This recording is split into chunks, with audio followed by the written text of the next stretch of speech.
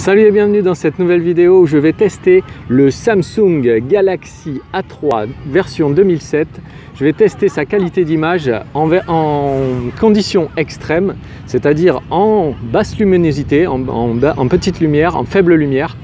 Pour ce début de test, j'utilise la caméra frontale qui est ici, qui a un grand angle plus que la caméra arrière, qui normalement par contre est de meilleure qualité.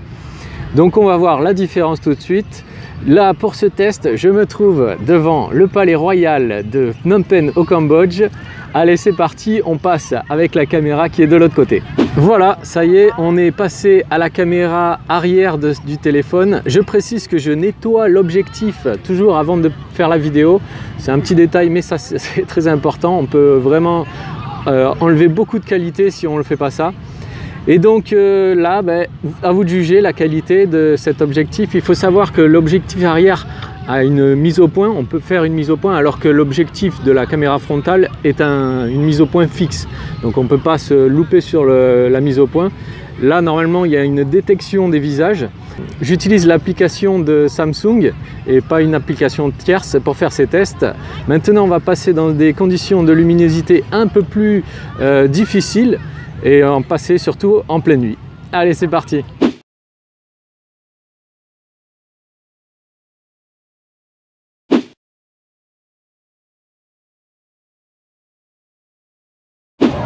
Voilà, ça y est, il fait complètement nuit et pour les besoins de la vidéo, je me suis quand même mis devant un lampadaire pour qu'on me voit, sinon on verrait rien du tout.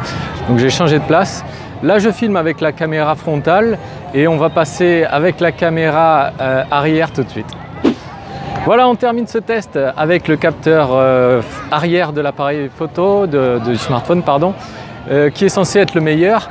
Je vous rappelle, les conditions sont les pires. Normalement, c'est très difficile d'avoir de bonnes images dans ces conditions-là, de basse luminosité. Juste un petit détail, je ne sais pas si on le voit à l'écran, mais j'ai un petit pixel mort sur le capteur arrière du téléphone. Il faut savoir que ce téléphone n'a qu'un mois. On se retrouve bientôt pour d'autres tests des conditions extrêmes. Salut et à la prochaine!